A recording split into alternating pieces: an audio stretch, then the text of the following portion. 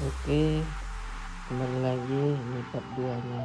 Ini mesin udah langsung dinaikkan, cuman berhubung knalpotnya belum ada dan kekecilan, jadi kita mau custom knalpot dulu.